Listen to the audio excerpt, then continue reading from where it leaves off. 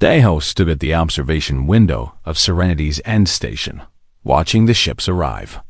They came in groups, vessels from every corner of the galaxy, all bearing the same message. The Galactic Assembly had made its final decision. Humanity had to leave. The commander's reflection stared back at him from the glass. Gray had started to touch his temples. Lines had formed around his eyes. 30 years of service to the galaxy, and this was how it ended. A formal expulsion order, delivered with cold bureaucratic efficiency, dot behind him. The command center buzzed with quiet activity. Officers worked at their stations, processing departure schedules, coordinating evacuation routes, dismantling decades of human presence in the stars. Nobody complained. Nobody protested. They simply worked. Hana entered the command center carrying a datapad.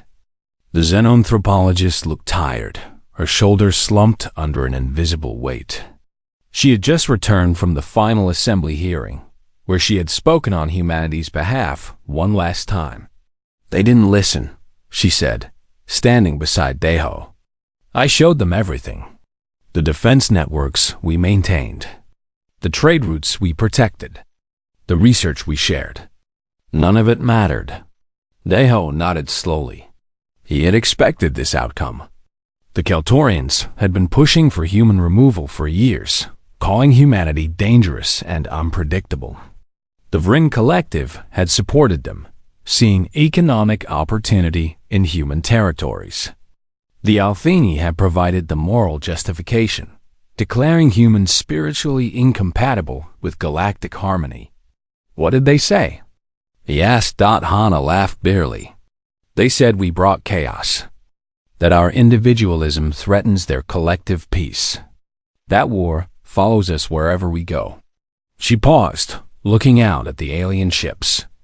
I told them they were making a mistake. I told them they didn't understand what they were removing from this galaxy. And? The Keltorian representative said it was human arrogance to think we were important. That the galaxy existed billions of years before us and would continue billions of years after. Hana's voice dropped to a whisper. Maybe they're right.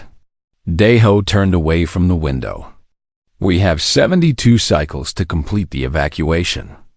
All colonies, stations, and outposts must be abandoned. Captain Yoon is overseeing the decommissioning of the barrier network. Hana's head snapped up.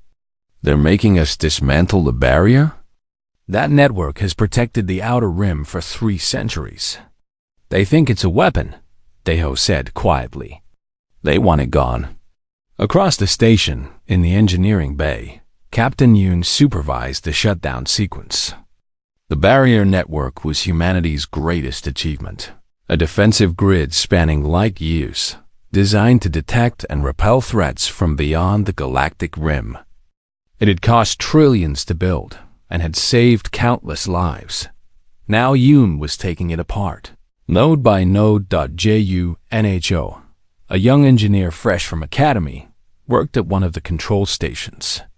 His fingers moved across holographic displays, executing commands that would dark entire sections of the network.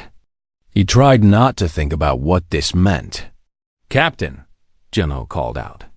I'm getting strange readings from deep space telemetry.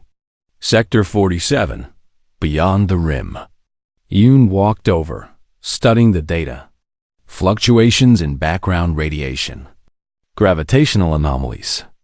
Something large moving in the void between galaxies. Run a full analysis, Yoon ordered.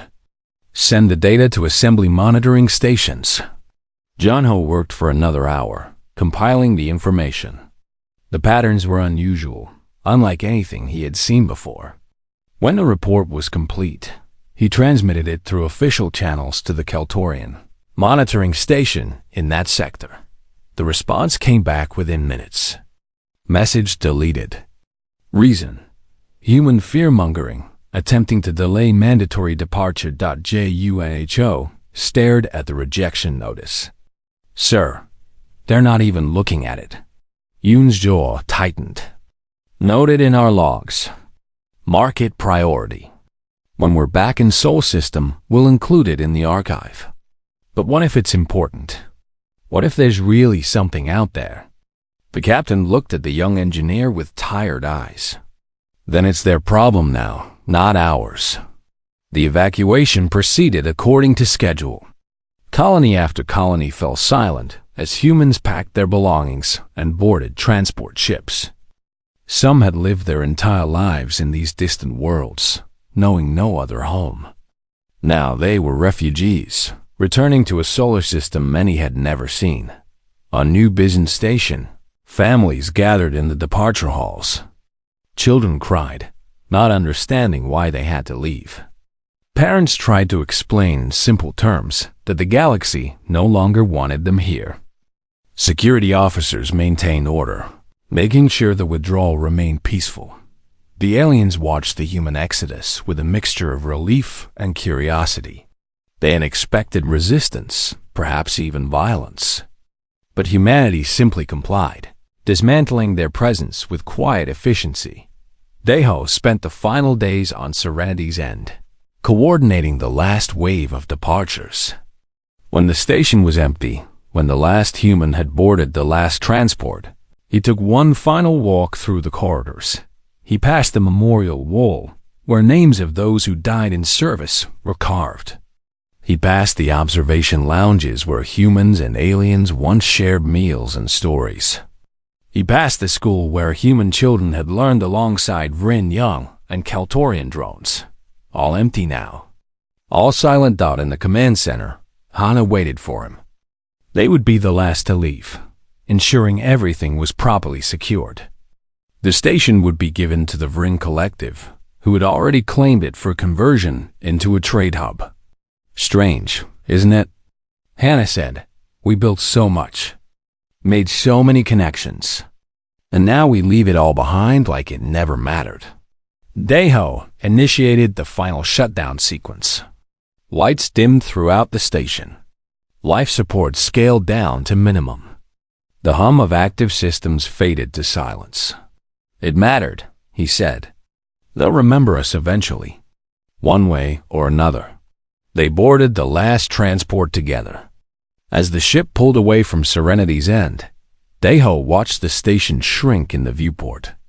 Around it, alien vessels were already moving in, eager to claim what humanity had left behind. The transport turned toward Sol, toward home, toward the one place in the galaxy where humans were still welcome. Behind them, the barrier network went dark, its protective embrace withdrawn. And in the deep darkness beyond the rim, something vast and patient continued its slow approach, undetected and unhindered by those who had demanded humanity's silence. 15 years had passed since the last human ship departed the outer sectors. Mina navigated through the crowded corridors of what had once been New Business Station, now renamed Prosperity Hub 7.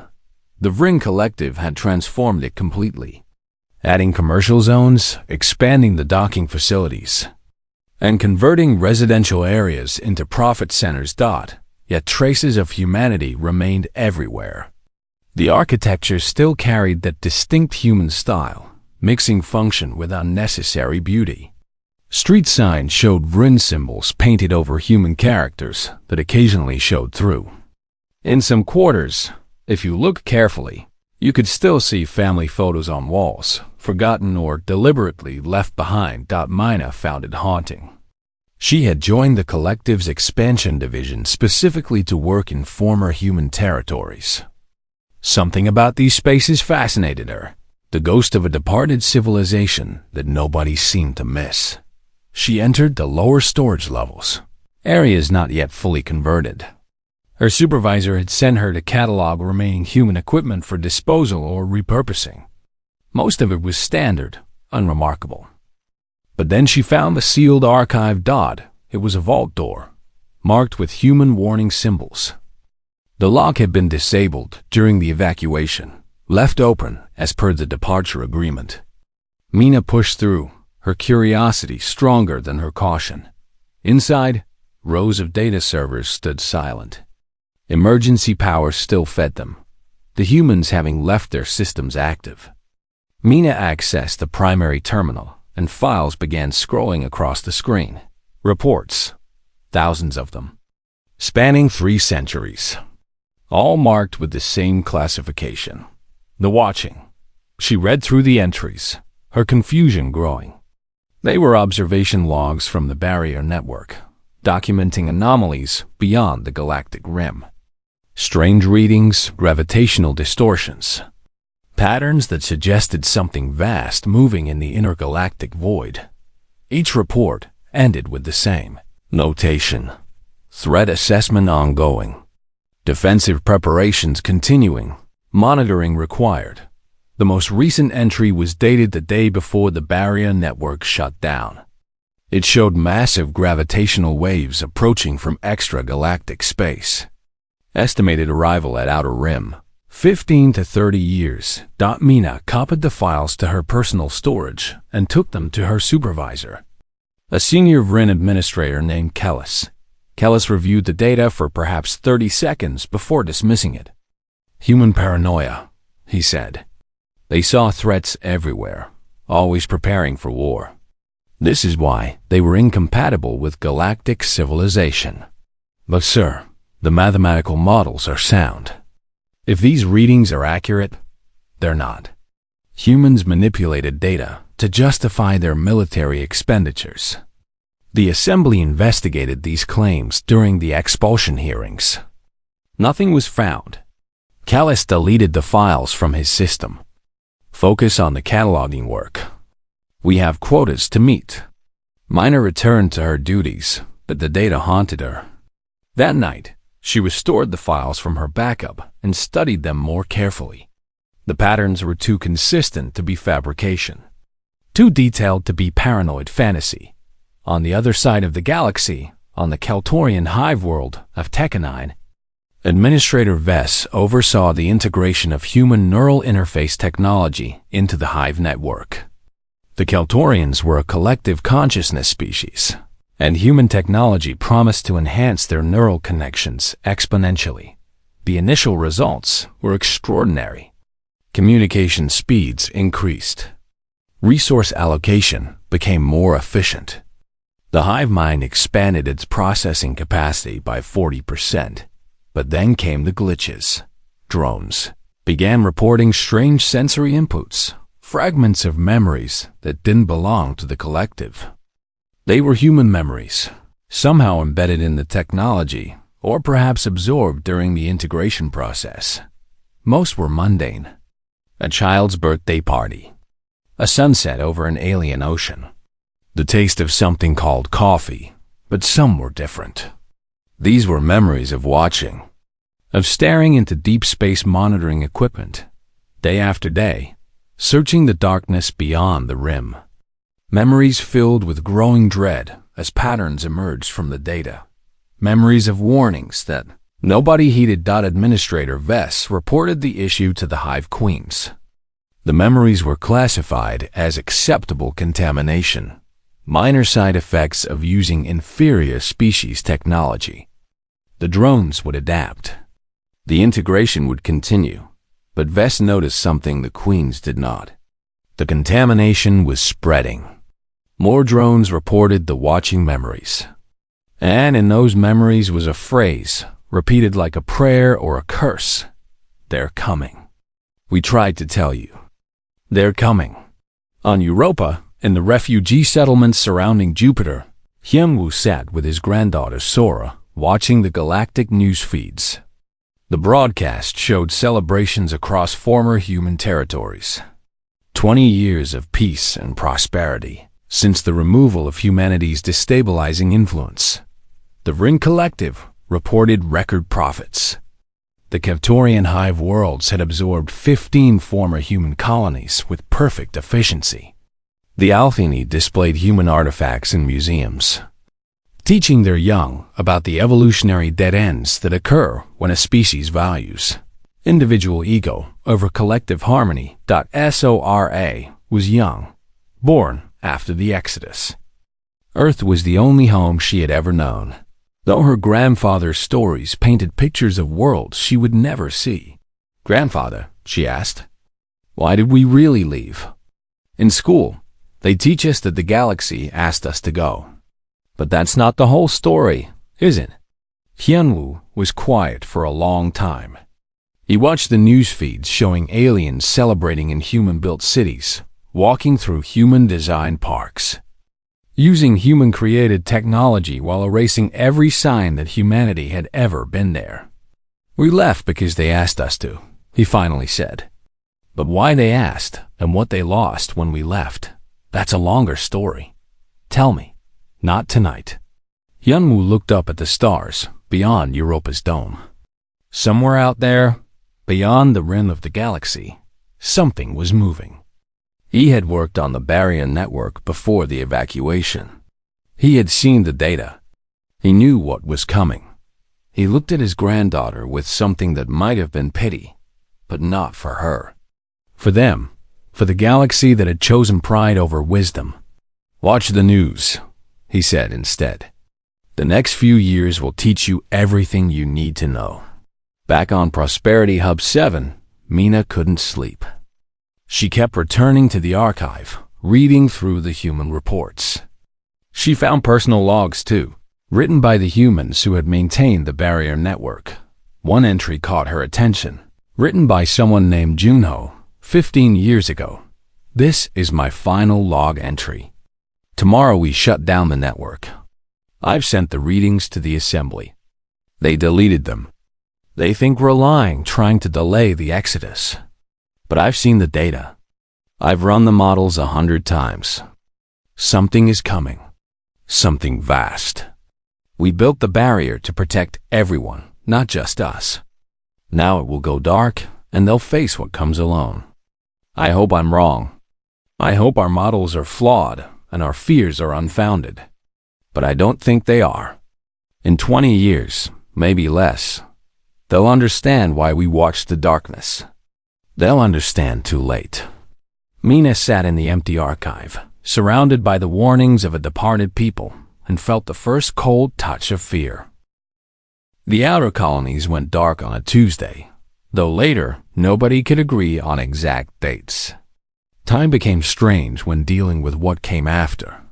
The first was Mining Station Kela-4, a VRIN operation near the rim. The facility processed rare minerals from asteroid fields, employing about 30,000 workers. Communications stopped mid-shift. No distress signal. No warning. Just silence. The VRIN Collective sent an investigation team 3 days later. They found the station intact, machinery still running, ore processors continuing their automated cycles. But no life. No bodies. No blood. No signs of struggle or violence, just empty corridors and workstations, where beings had simply ceased to exist. The investigation team filed a report citing unknown equipment malfunction, possible mass evacuation due to contamination. Nobody believed it, but nobody had a better explanation. Then it happened again. And again. Over the next 6 months, 14 facilities went silent. Different locations, different species, same result. Empty stations. Running machinery. No life. On Tekka-9, the Keltorian hive mind began to fracture. It started small, individual drones experiencing momentary disconnections from the collective. Then entire clusters reported the same phenomenon. Millions of minds simultaneously experiencing identical nightmares. They described it in the only way their collective consciousness could process. Infinite darkness filled with countless eyes. Not biological eyes, but something else. Something that watched with hunger that transcended physical need. The Hive Queens ordered psychological cleansing, attempting to purge the contamination. It didn't work. The nightmares intensified. Some drones fell into catatonic states, their minds retreating so deeply into the collective that they could no longer operate their individual bodies. Administrator Vess recognized the pattern. It matched the human memories that had been appearing in the network. The fragments of watching and warning that nobody had taken seriously. Vess filed a priority report with the Galactic Assembly, requesting access to human records regarding extragalactic threats. The request was denied. Humanity had been expelled. Their warnings had been dismissed as manipulation. Accessing their data now would be admitting error. On Mars, Tiang received an encrypted message from an old friend. Ji-Wan worked in Galactic Intelligence, one of the few humans still employed outside Sol System in a technical capacity. Their expertise had proven too valuable to completely discard. The message was brief. They're starting to ask about the barrier network. Need to talk. Secure channel. Tiang established a connection from his private archive. Ji-Wan appeared on the screen, looking exhausted and frightened. They found the old human reports, Ji-Wan said without preamble. The assembly is in emergency session. The outer rim is collapsing. Entire colonies disappearing. They want to know how to rebuild the barrier. Tiang leaned back in his chair. He had been a young analyst when humanity left, part of the team that compiled warnings nobody wanted to hear. Now he maintained the historical archive, preserving the records of what humanity had known and when they had known it. What did you tell them? He asked. The truth. That the barrier took 30 years to build. That it required resources and coordination across multiple sectors. That even if they started today, it would take decades to restore. Ji-Wan paused. Tiang, they're terrified. They're finally reading the reports, understanding the data.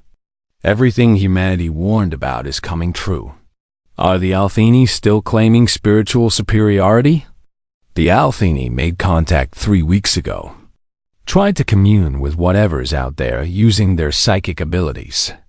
Ji-Wan's voice dropped. 11,000 monks fell into permanent catatonic states. Their minds just stopped. The Altheni Elder Council has sealed their borders and refuses all communication. Tiang pulled up old star charts, overlaying them with recent disappearance reports Ji-Wan had sent. The pattern was clear. Something was moving inward from the rim, systematically harvesting civilization after civilization. Has the assembly contacted Earth? Tiang asked. Yesterday. Encrypted diplomatic message requesting human counsel on defensive matters. Ji-Wan hesitated. Ambassador Yunji responded within an hour. And? She told them the price of counsel is citizenship. She reminded them that humanity was exiled, cast out when we tried to warn them. She said, if they want our help, they need to acknowledge we were right and they were wrong. Formally, publicly. Tiang couldn't help but smile grimly. I'm guessing they didn't like that. The Keltorian representative called it extortion. Said humanity was proving their expelled status was justified by attempting to profit from galactic crisis. Ji-Wan rubbed their eyes.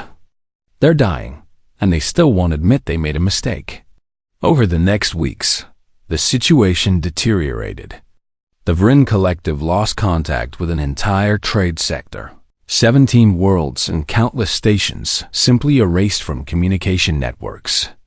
The Keltorian hive worlds began evacuating rim positions, pulling back toward core territories. Panic spread through normal channels. Millions of beings fled inward, creating refugee crises on worlds that had no capacity to absorb them. The infrastructure humanity had helped build and maintain began failing under the strain, and still the assembly refused to formally acknowledge their error or request human assistance. Through proper diplomatic channels, on Europa, Yanwu watched the crisis unfold with his granddaughter Sora. The news feeds showed the chaos, the fear, the desperate attempts to understand and respond to a threat humanity had predicted decades earlier. They're going to fall, Sora said quietly. She was older now, training in Earth's defense forces. All of them. Everything the galaxy built is going to collapse. Hyunwoo nodded slowly. Yes, but they'll ask for help eventually. Pride breaks when survival is at stake. Will we help them? After what they did to us? It was the question everyone in Sol System was asking. The human assembly had been in constant session for weeks, debating their response. Some argued for complete isolation, letting the galaxy face the consequences of their choice. Others advocated for limited humanitarian intervention, living up to the principles the aliens had claimed humanity lacked. I don't know, Humu admitted, but I know this. When they finally ask, when they finally admit they were wrong and beg for our help, that moment will define who we really are. Not who they said we were, but who we actually are. On the edge of explored space, the last functioning monitoring station detected the approach. The technician on duty, a Vrin named Kella-7, watched the sensors in disbelief. The readings showed something that defied conventional understanding. Not ships, not a fleet. Something else, something that existed partially outside normal space-time. Moving through dimensions, the station's equipment could barely detect. Kella-7 sent the data to the assembly with a priority override. This time, they couldn't ignore it. The threat was too close, too massive, too undeniable. The response came from the Galactic Assembly within hours. Emergency session. Crisis protocols activated. And finally, reluctantly, a formal request transmitted to Sol System. But it wasn't an apology.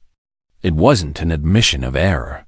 It was simply a request for defensive technology, phrased as if humanity should be grateful to finally serve the galaxy properly. Ambassador Yunji read the message to the human assembly. The chamber was silent when she finished.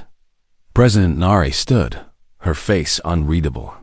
"Prepare our response," she said, "and may whatever gods exist help them all, because we're about to make them understand the true cost of their pride." The galaxy burned in ways that defied description. Not with fire, but with absence. Civilizations didn't die screaming. They simply stopped existing, erased from reality as if they had never been. The Keltorian hive worlds fell first, their collective consciousness making them somehow more vulnerable. 47 worlds went dark in 6 months. Billions of minds snuffed out in synchronization. The Hive Queens tried everything, severing connections between worlds, fragmenting the collective, even attempting to hide individual drones by breaking the hive mind entirely. Nothing worked. The Veil Breakers, as the Altheni had named them, didn't hunt. They harvested. And they were thorough. Administrator Vest survived by pure chance, stationed on a research facility, far from the hive worlds when her home sphere vanished. She watched the sensor readings in numb horror as Takanine simply ceased to register on any detection system. Not destroyed. Erased. She sent a message to any Calatorian facility still responding. 37 worlds lost. Estimated casualties, 40 billion. Remaining hive presence, fragmented, panicked, dying. The Vring Collective fared little better. Their vast trade network collapsed as routes became death traps. Ships entered jump space and never emerged. Entire commercial hubs went silent mid-transaction. The economic engine that had driven galactic prosperity for centuries ground to a halt. Kellis, the supervisor who had dismissed Mina's warnings years ago, now coordinated desperate evacuation efforts. Millions fled inward, abandoning the outer territories completely. But the Veil Breakers followed, moving through space in ways that made conventional retreat meaningless. Mino worked alongside him, helping process refugee transfers and maintain supply lines. She said nothing about the human archives, about the warnings she had found and he had deleted. There was no point. The time for "I told you so" had passed. Now there was only survival. The Altheni sealed their sacred worlds behind psychic barriers. 11 of their greatest minds maintaining shields that pushed back against the approaching horror. For a time, it worked. The Veil Breakers seemed confused by resistance, they couldn't simply erase. Then the barriers began to crack. Reality itself fractured around the edges. The monks maintaining the shields screamed in languages that had never existed, their minds torn apart by contact with something fundamentally incompatible with conscious thought. One by one, the sacred worlds fell silent. On the edge of Saul's Orc cloud, Captain Bowman watched it all happen. The human vessel Remembrance served as part of Earth's silent vigil, monitoring the catastrophe while maintaining strict defensive positions around humanity's borders. His crew was small, just 30 personnel, but they represented Earth's commitment to a simple principle: defend home. Protect what matters. Let the galaxy make its own choices. Arium, his tactical officer, was young enough to have been born after the Exodus. She knew the galaxy only through records and recent news feeds showing its collapse. She watched the sensor displays, tracking the advance of the Veil Breakers, counting the civilizations falling into silence. "Captain," she said quietly, "shouldn't we help them?" Bowman had expected the question. Every member of his crew had asked it in one form or another. They were human after all. Despite everything, despite the exile and the insults and the dismissal, they still felt the instinct to help. "They made their choice," he said. The words tasted bitter. "We offered counsel. We offered warnings. We offered to work together. They chose pride. But there are children out there. Civilians who had nothing to do with the Assembly's decisions." "I know." Bowman turned away from the sensors. "And when I sleep, I see them. But our orders are clear. Defend Sol, nothing beyond." On Earth, the Human Assembly debated in constant session. Chancellor Woojan had proposed limited intervention, establishing sanctuary zones near human borders where refugees could flee. It was a compromise, a way to help without exposing humanity to unnecessary risk. President Nari listened to the arguments from all sides. Veterans who remembered dismantling the barrier network while aliens celebrated spoke against intervention. Families who had lost homes in the Exodus questioned why they should care about those who had exiled them.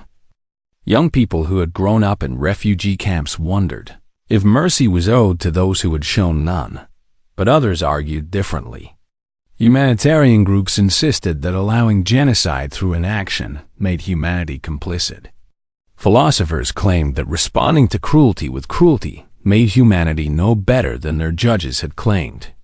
Religious leaders spoke of forgiveness and a burden of being capable when others were not. The debate raged for weeks while the galaxy continued to fall. Then a single transmission changed. Everything. It came through emergency channels, bypassing normal diplomatic protocols. The source was Prosperity Hub 7, formerly New Business Station. The sender was Mina, the Vrin coordinator who had found the human archives all those years ago. President Nari watched the message in her private office. On screen, Mina looked exhausted, desperate, but somehow still composed. "My name is Mina," she said. "I work on what used to be your station. I found your records. I read your warnings. You were right about everything, and we were wrong to ignore you."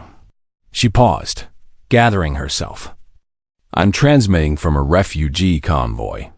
3 million beings, Vren and Keltorian and Altheni, and a dozen other species, civilians, families, children, who don't understand why their worlds are disappearing." The view shifted, showing the interior of a massive transport ship. Thousands of faces filled the screen, fear and hope mixing in their expressions. "We're heading toward your borders," Mina continued. "I know we don't deserve your mercy. I know what we did to you, how we cast you out, how we celebrated when you left. I know all of it. But please, they're children. Please." The message ended. President Nari watched it 7 times, seeing something different in each viewing. The first time, she saw the faces of those who had demanded humanity's exile. The second, she saw innocents caught in consequences they never chose. By the seventh viewing, she saw only what humanity had always seen. People who needed help. She called an emergency session of the assembly. "I'm activating Protocol Lighthouse," she announced. "We're going back." The chamber erupted. Voices raised in protest and support clashed in chaos. "They exiled us?" Someone shouted. "They're dying." Someone else countered. President Nari waited for silence. When it came, she spoke softly but clearly. "We did not leave the galaxy because we were weak. We left because we were forced out. We maintained the barrier network not for glory, but because it was right. We won them not for gratitude, but because lives were at stake." She looked across the assembly. "Now we have a choice. We can let them die and prove everything they said about us was true. Or we can save them and prove everything they said was a lie." "At what cost?" Chancellor Wujin asked.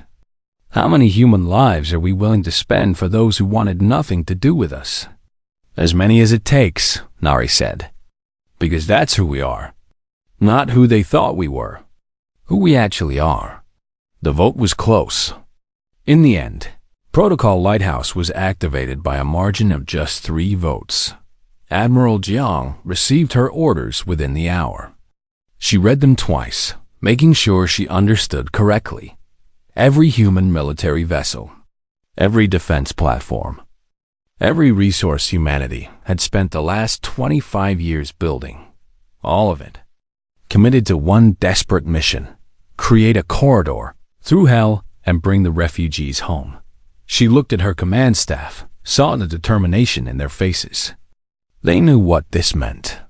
They knew the cost. "Spin up the fleet," she ordered. "We're going back." The Exodus fleet emerged from jump space like a constellation of defiance. 300 vessels, every ship humanity could spare, retrofitted with hastily restored barrier technology. At their head flew the defiant Mercy, Admiral Jiang commanding from the bridge. The galaxy they returned to bore little resemblance to the one they had left. Entire sectors showed as empty voids on navigation charts. The once bright network of civilizations had gone dark, leaving isolated points of desperate survival scattered across the dying spiral arm.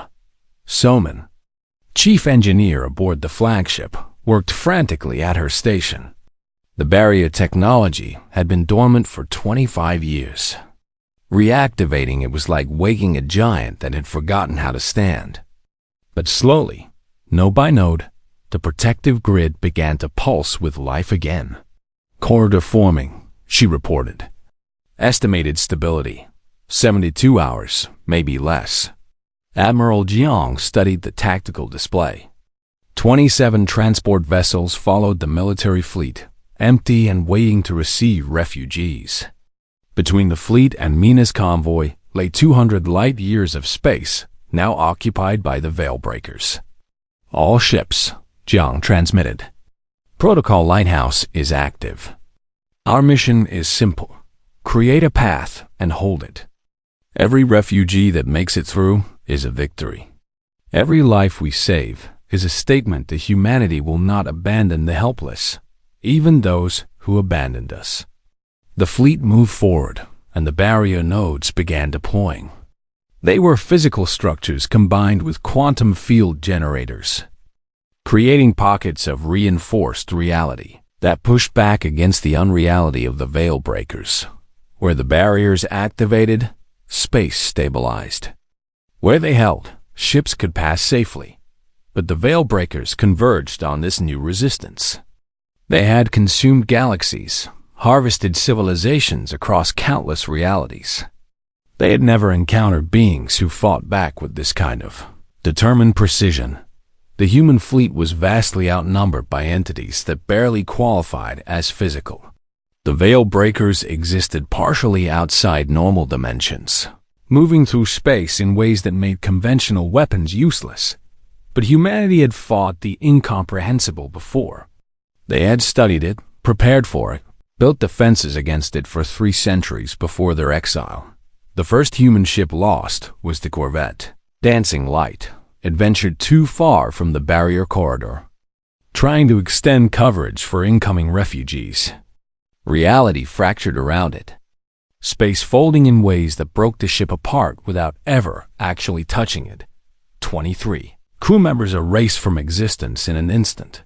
Admiral Jiang noted the loss and adjusted formation.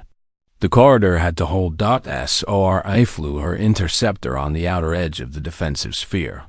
She was one of hundreds of pilots providing mobile coverage, filling gaps in the barrier network with their ship shields.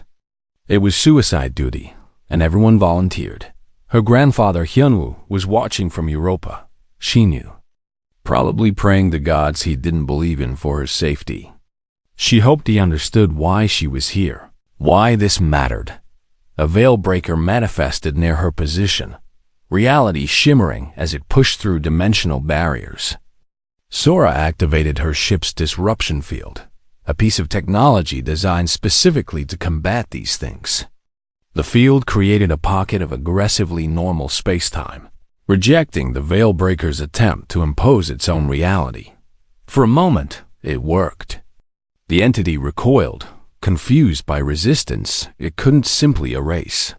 Then 3 more appeared, converging on her position. SORA transmitted her final message, knowing exactly what she was doing. Transport Vessel 7, you have a clear path.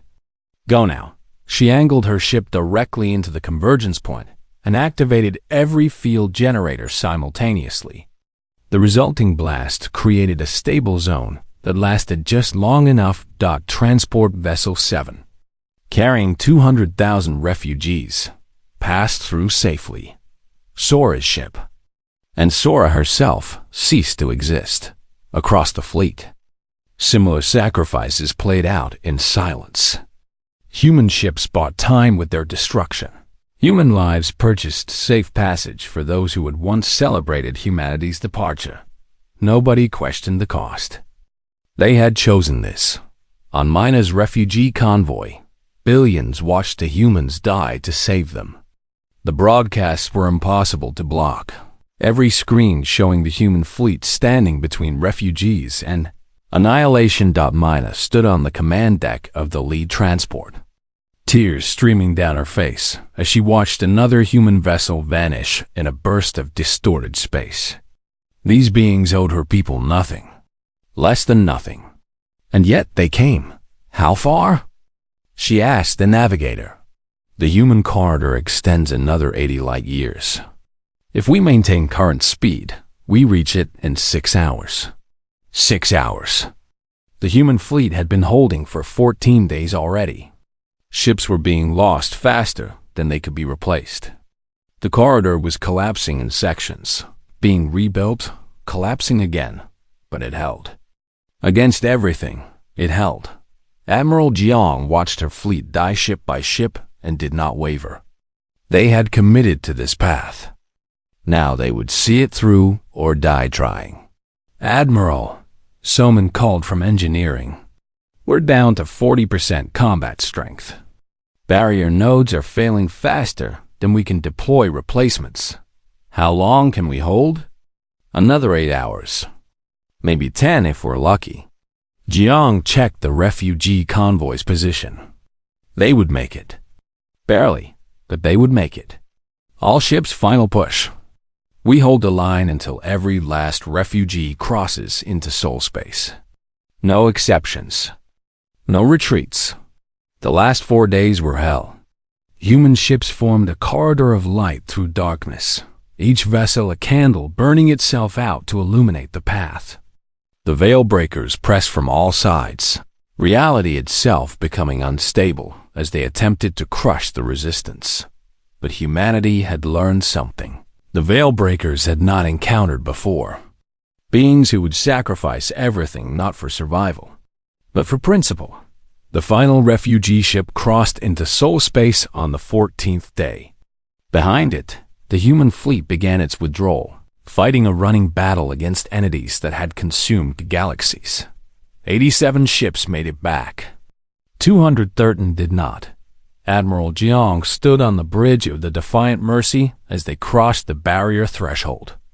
Behind them, the barrier network activated at full strength.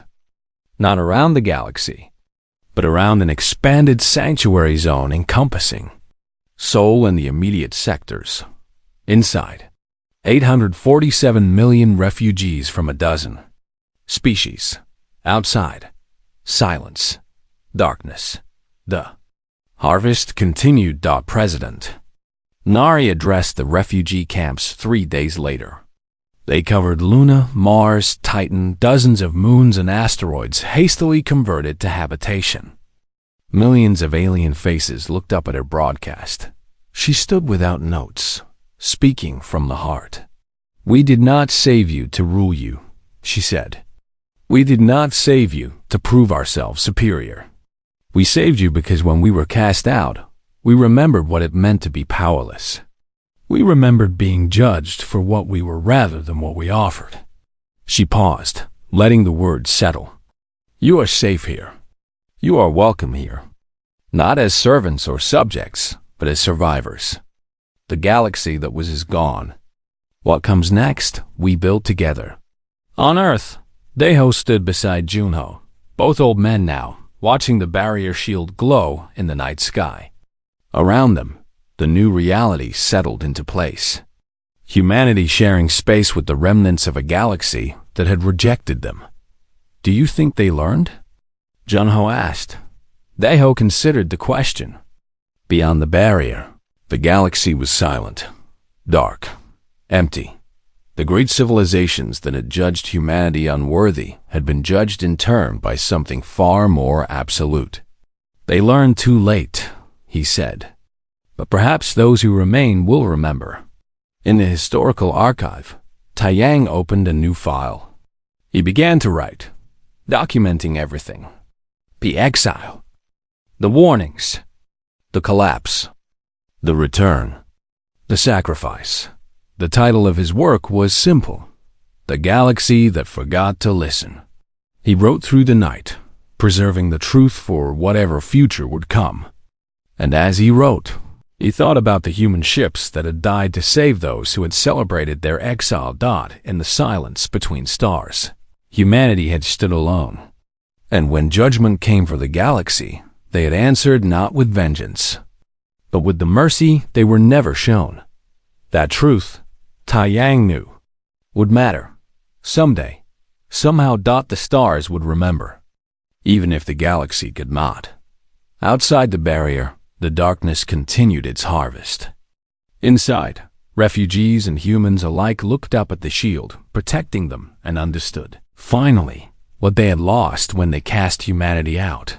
Not warriors, not conquerors, not the dangerous chaos bringers they had feared, but guardians, protectors, the ones who watched the darkness so others could sleep safely.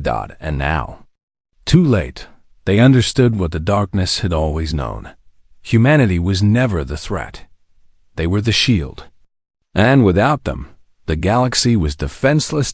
In the memorial gardens being built on Luna, the first stone was laid. It bore 847 million names. Refugees saved. The second stone bore the names of those who had died to save them. Sora's name was among them, carved in stone and light. Remembered forever. Humanity had returned to the stars not with conquest, but with sacrifice. And in that sacrifice, they had proven what the galaxy had failed to see. That strength without mercy is tyranny. That wisdom without compassion is cruelty. That survival without principle is merely existence. Humanity chose differently.